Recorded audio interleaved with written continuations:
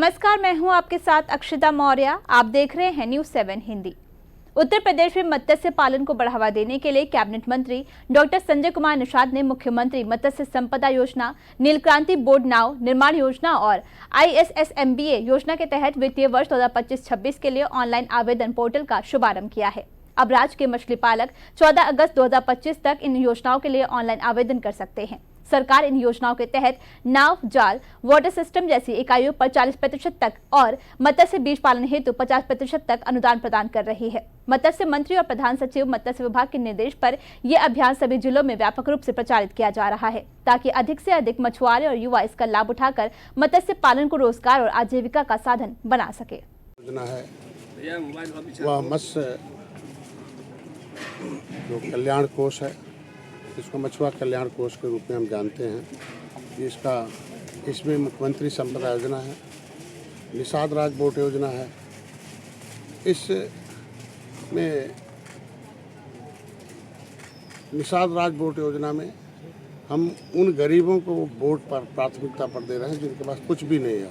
तो APL है, BPL है, भूमिहीन है, पहले उनका है और वो ऑनलाइन है। ऑनलाइन वो भरेंगे, मोबाइल से भर लेंगे, सरल हो गया उनके लिए और सरलीकरण हो गया है।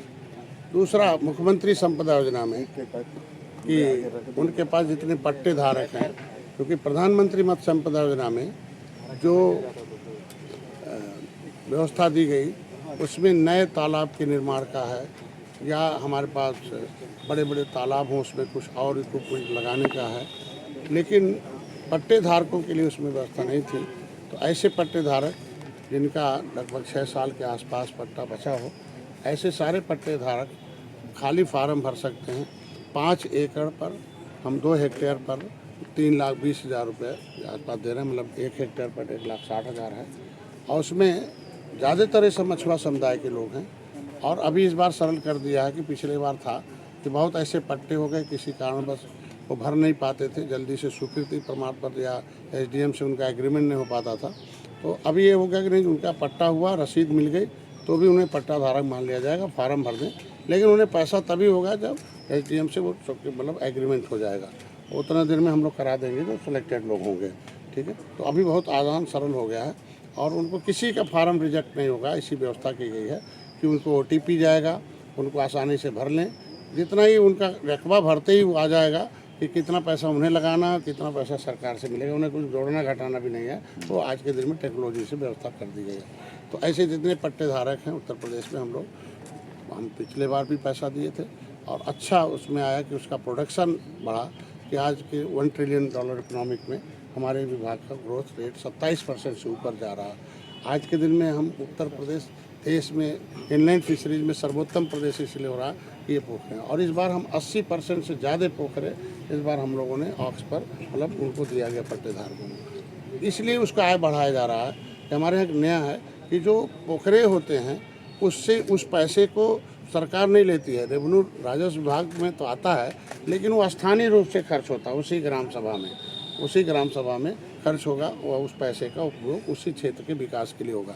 तो ये बहुत है, तो इसीलिए आय का स्रोत होगा, प्रोटीन उत्पादन होगा, रोजगार बढ़ेगा और ग्राम सभा का या उस क्षेत्र का, न्याय पंचायत का उस पैसे से विकास भी होगा। उससे जो भी हो सकता है, सड़क है, नाली है, खड़ंजा है, लाइट है, उनके शिक्षा के लिए है, चाहे लाइब्रेरी है, तमाम और योजनाएं हैं। इस तरीके से ये आज के दिन में 2025-2026 के लिए है।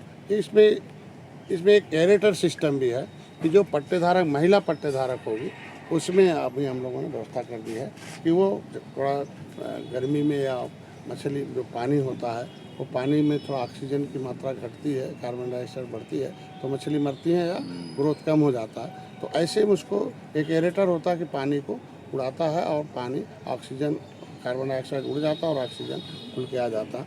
तो ऐसे पट्टेधारक महिलाओं को पहले कुछ रेट अधिक था।